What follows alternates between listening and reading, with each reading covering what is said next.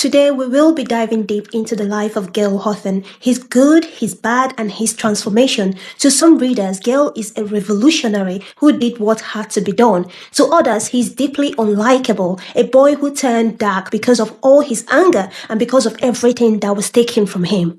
His choices are often centered on himself, shaped by loss, responsibility, and resentment.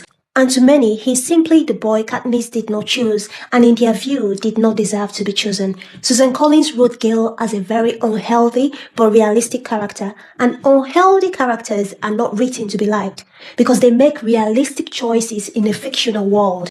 This analysis is based strictly on book canon. My name is Lucy and I'm very pleased to have you. I hope you stick around. The Hunger Games is profoundly about war, morality, and complex choices, and Gale's life is the consequences of all of them. Gale Hawthorne is one of the most polarizing characters in the Hunger Games. He's often reduced to a simple label: jealous, angry, cold-hearted, selfish, or simply the wrong choice. But Gale does not begin that way. His transformation is slow, cumulative, and deeply tied to trauma, class, oppression, and impossible moral choices. Gale is born into the same of District 12, the poorest and harshest part of the district. He has two younger brothers, Rory and Vic, and a younger sister, Pussy. His father dies in a coal mine explosion before Pussy is even born. Coal mine explosions are one of the many deadly hazards common in District 12, and that same explosion kills Katniss Everdeen's father. This shared loss becomes the foundation of Gale and Katniss' bond. Both families spiral towards starvation, both mothers are emotionally shattered, and both eldest children are forced into adulthood far too early. By the time we meet Gale, his childhood is already gone. As the eldest child, Gale receives a Medal of Valor from the Justice Building and becomes the primary provider for his family. His mother, Hazel, works as a washerwoman, but the money she earns is nowhere near enough to feed 5 people. Survival depends on Gale's illegal hunting business. He sneaks into the woods, sets snares and traps, and trades games for bread, medicine, milk, and cereal. Some of the meat feeds his family. But to keep them alive, Gale also signs up for Tesseract, a year's supply of grain and oil meant to feed one person. Tesseract entries are cumulative. That is why Gale has 42 entries in the reaping for the 74th Hunger Games. Gale is 14 when he meets 12-year-old Katniss in the woods. Physically, Katniss describes Gale as having straight black hair, grey eyes, and olive skin, details that differ from the movie, but firmly place him in the same alongside her. When they first meet, Katniss barely whispers her name, and Gale thinks she says catnip. The nickname sticks, reinforced by the wild cat that follows her through the woods, until Katniss later kills it because it chases away the game they rely on to survive. Their friendship does not come easily. They begin by haggling over every trade, distrusting each other and protecting what little they have. Over time, they begin helping one another. Their bond is not instant, it is built through survival, and when they do become friends, that bond becomes unshakable. Katniss describes Gale as the one person with whom she can truly be herself. That alone tells us how deeply their connection is. Gale is not just a friend to Katniss, he's her closest confidant, her best friend. One meaningful bond worth remembering is how they get Prim's goat. This goat's milk becomes a vital source of survival for Katniss' family and continues to sustain them long after Katniss is raped. On the day before Prim's 10th birthday, Gale and Katniss go into the woods because Katniss wants enough game to trade for presents. That day's catch is disappointing, no more than their usual haul. Katniss is discouraged, but Gale reassures her that they will do better tomorrow. As they rest by the stream, a young buck passes by. That buck changes everything. They kill it, sell it, and split the money. And that is how Katniss is able to afford Prim's goat. The goat is cheaper because it has an injured shoulder from a dog's bite that is beginning to infect. But Prim and her mother heal it with herbs, and the goat becomes part of the family. Gale is part of every step of this. The hunt, the money, the purchase, the gift. Gale is family, and Gale loves Prim. Gale's darker side first appears during his interaction with Marge, the mayor's daughter. Marge mentions wanting to look nice in case she ends up in the capital. Gale shuts her down immediately, saying she won't be going to the capital. He questions how many entries she even has, 5, and compares it to himself, saying he had 6 when he was only 12. His eyes fall on the small gold pin on her dress, and he points out that it could keep a family in bread for months. Gale's bitterness towards the capital and towards anyone who represents privilege is unmistakable here. This moment matters because Gale does not distinguish between individual innocence and systematic privilege, a pattern that will define his later choices. Marge is innocent in this moment. She does not control the system. Her aunt, Messalidona, was raped in the 50th Hunger Games. Marge has no way of knowing whether the odds will ever turn against her. No one truly knows whose favor will run out on Reaping Day. Katniss also describes how Gale often vents about the capital in the woods. Gale is clearly consumed by anger and rebellion rooted in his upbringing and suffering. On the morning of the 74th Hunger Games Reaping, Gale suggests that he and Katniss run away into the woods. On the surface, this is about fear. Underneath is about hope and about Katniss. At 18, the maximum age for the games, Gale is staring directly at his mortality. With 42 entries in the Reaping Bowl, his odds are terrible and he knows it. And the possibility that he might die without ever leaving District 12 or without ever acting on his feelings for Katniss terrifies him. This is why when Katniss says she never wants children, Gale replies that he might if he didn't live in District 12. In my understanding, he's talking about children with Katniss if they ever manage to escape. Was he inward focused in this moment without considering whether Katniss loves him or wants that future with him? Maybe not deliberately, he likely assumed she would automatically go along with his plan if they ran. Before the Reaping, Katniss and Gale made a pact. If one of them is chosen, the other will help support both families. Then Prim is raped. Katniss volunteers. Peter Malak is also chosen. After the Reaping, Gale keeps his promise. He helps provide for Katniss' family. Though Katniss insists they repay him with milk or medicine, survival still governs everything. Before Katniss leaves, Gale gives her practical advice: find or make a ball. Even a weak one is better than nothing. He tells her the games are just hunting, something she has real experience in. In that moment, he's doing everything he can to help her leave. Katniss' final request is devastating. Don't let my family starve. This adds 2 more mouths for Gale to support and also gives him purpose in Katniss' life while she's gone. Later in Mockingjay, Gale confesses to Peter that his greatest regret is not volunteering in Peter's place, that he should have protected Katniss himself, but that misses the point, as Peter responds. If Gale had volunteered for him, Katniss would never have forgiven him for abandoning both families. This shows that Peter's thinking is centered on Katniss' well-being, not on what he wants. This is a healthier emotional process. Gale staying behind was necessary, even if it cost him everything else. This revelation from Gale suggests that what he truly wanted was to secure Katniss for himself, and this mindset pushes him towards an unhealthy way of thinking. When Peter confesses his love for Katniss on live television, it is partly strategy, but part of it is real. Peter has always loved Katniss and has always been jealous of her bond with Gale. Believing he's going to die anyway, this becomes Peter's moment to act, to protect the one he loves in what he believes may be his final moments. His confession makes Katniss desirable and secures sponsors for survival. As Katniss and Peter perform the star-crossed lovers act in the arena, Gale watches. He watches the only person he loves slip away, while he feeds her family. I believe his hope narrows to one thing: Katniss surviving and Peter not. Because his focus turns inward towards his own need for Katniss to survive for him. Yet Katniss never stops thinking about Gale in the arena. She compares what she has with him to what she pretends to have with Peter. She never questions Gale's motives, but she constantly questions Peter's. But Katniss has no choice. She plays the lover's card because she wants to live. Her death would destroy Prim, and she also wants to live for herself. She kisses Peter in the arena as a desperate means of survival. She threatens to die with Peter using the nightlock berry because of her desperate need to protect him or die trying. This feeling is mutual for Peter. When Katniss returns home after winning the games, nothing can return to what it was before with Gale. She and Peter are forced to continue the star-crossed lovers narrative. Ending it would be a direct insult to the capital and a threat to everyone they love. This performance does not end when the cameras turn off. It follows Katniss home.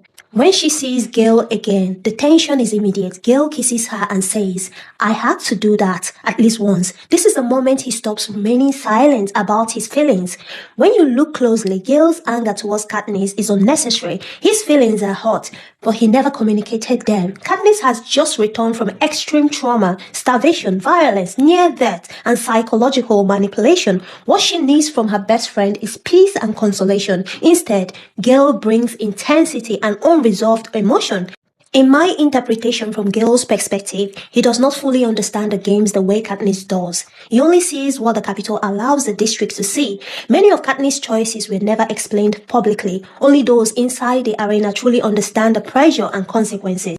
But there is a clear shift. The moment Katniss and Peter are willing to die for each other is the moment Gale realizes the act is no longer just an act. There was never a promise binding Katniss and Gale. Still, Gale feels replaced. Katniss excuses Gale's uneasiness because she understands jealousy. She recognizes it in herself. Although Gale has admirers, none of them ever threatened what she and Gale shared. Yet, she still felt uneasy. She understands how jealousy distorts perspective.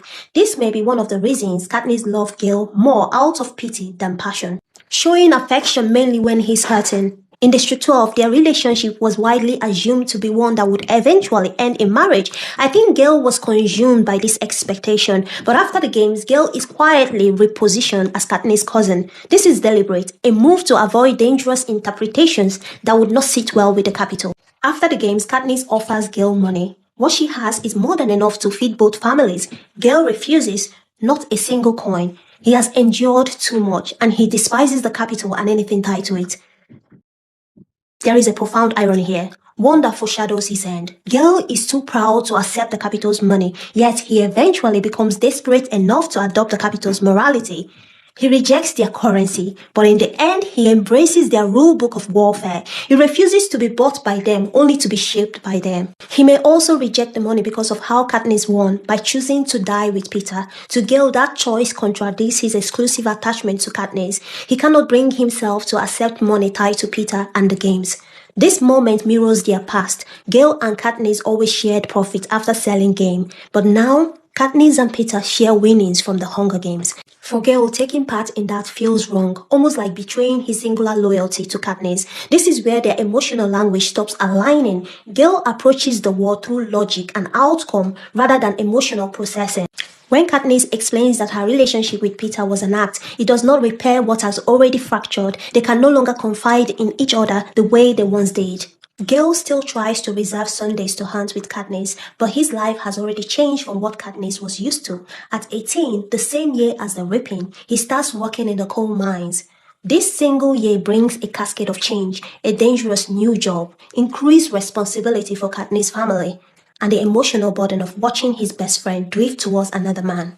Just as Gale begins to hope that life might stabilize after the games, Peter proposes to Katniss on live television. Peter does this to protect Katniss and her family from President Snow. Gale does not know that yet. All he sees is the proposal. For Gale, this confirms what he has feared since the arena, that Katniss now belongs to a story he is no longer part of. That night, Katniss meets Gale and tells him they need to run. She explains that Snow is threatening to kill him. Gale asks, "Anyone else?" Katniss becomes unclear. He presses, "Unless what?" Katniss replies, "Unless nothing." Their communication is broken at this point.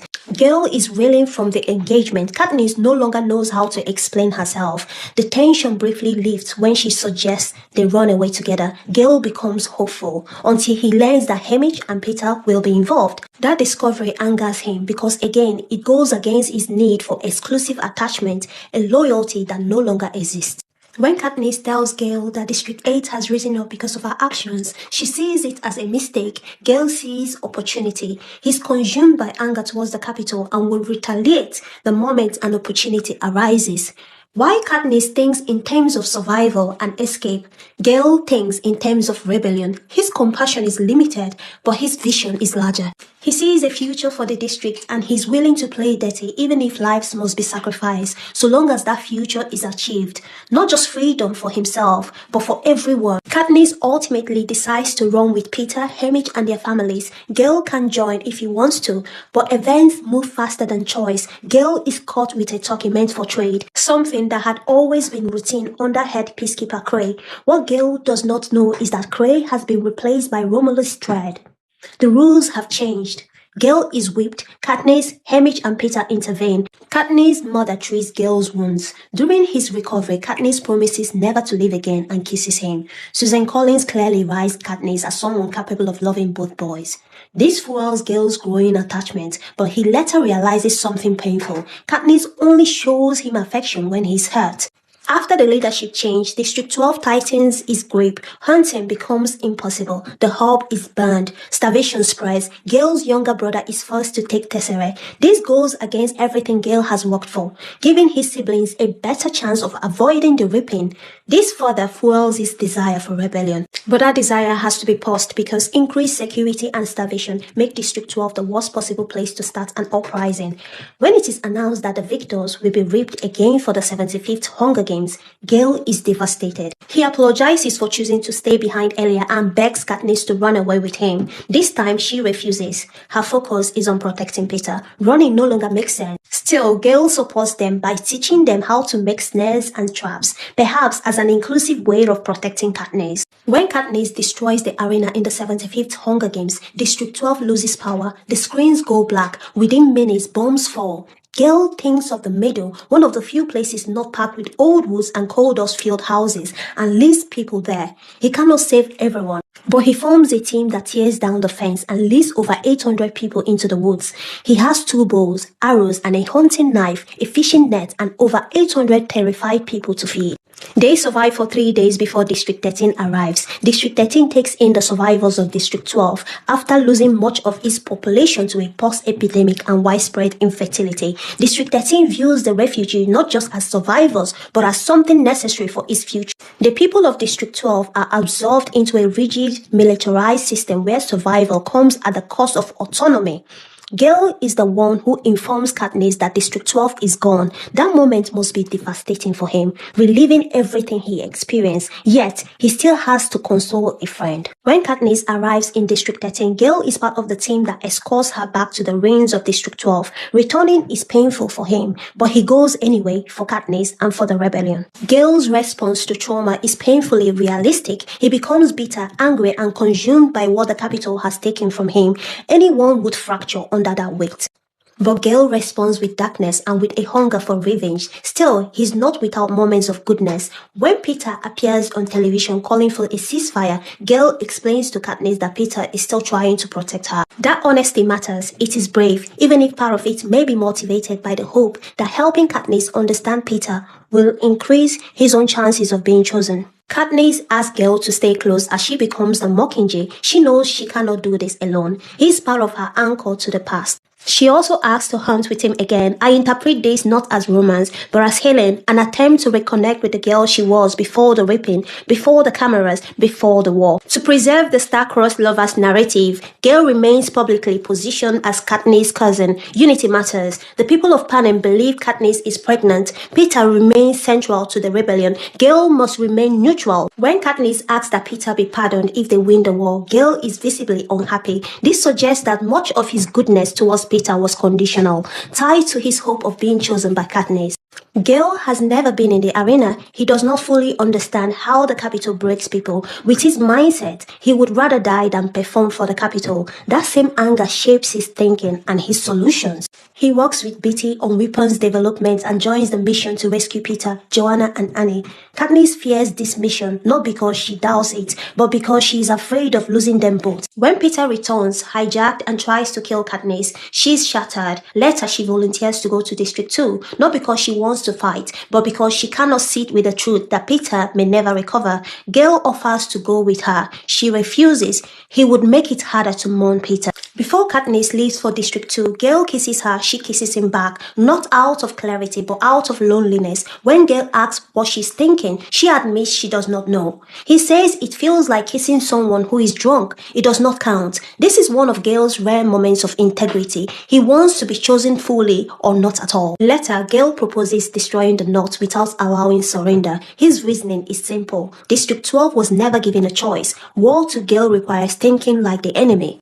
During their mission to the Capitol, Gale asks Katniss if she wants him to kill Peter. Peter is not himself and still recovering, yet he remains a physical threat to Katniss and an emotional threat to Gale's need for her. If Katniss had said yes, Gale would have done it. This is not a hypothetical threat. It is a clear reflection of how far Gale has moved from emotional reasoning to tactical logic. The two-phase bomb Gale designs with Beatty is ruthless by design. Its purpose is to maximize casualties, injuring first, then killing those who come to help the injured. When Katniss asks whether his design killed Prim, Gale cannot look her in the eyes. He's probably hurting and he lacks the words to face it. He says, I don't know, neither does Beatty. Does it matter? You will always be thinking about it. He waits. He waits to see if Katniss will deny it. When she remains silent, Gale says, that was the one thing I had going for me, taking care of your family. This is the moment Gale makes Prim's death about himself, and this is the reason many readers never forgive him. Gale may have investigated the bomb. He may have asked Beatty whether it was theirs, but he does not go to Katniss, who is injured, traumatized, and has just lost her sister, because his priority is clearing his name and reclaiming Katniss. This is selfishness. Although President Coin authorized the bomb and bears responsibility for sending a 13-year-old Prim into the field, the idea was Gale's, and Gale never apologizes. He may not apologize because he lacks certainty ruled by logic. He may also believe Katniss would never accept his apology, but that is not how apologies work. Katniss' compassion and Gale's lack of it becomes the final wedge between them. Earlier, when Gale first proposed the two-faced bomb, Katniss told him it crossed a line. She said, I guess there isn't a rule book for what might be unacceptable to do to another human being. Gale replied that there was, and that he and Beatty were following the same rule book President Snow used when he hijacked Peter. By invoking Peter, Gale may have been trying to provoke anger to justify revenge, but Katniss never accepted that logic, and that same logic kills Prim. Gale's response to Prim's death is not grief for Katniss. It is, now I don't have a chance with you. No acknowledgement of her loss, only his. In the end, Katniss chooses Peter not because she never loved Gale, but because together they carried too much fire. She needed peace. Gale leaves for District 2 and takes a job working for the new government, maybe because he never wants to see Katniss again and be constantly reminded that he was not chosen, or maybe because he does not know how to live with peace. This was the life of Gale Hawthorne. Thank you so much for watching. Please don't forget to subscribe and I will see you next time.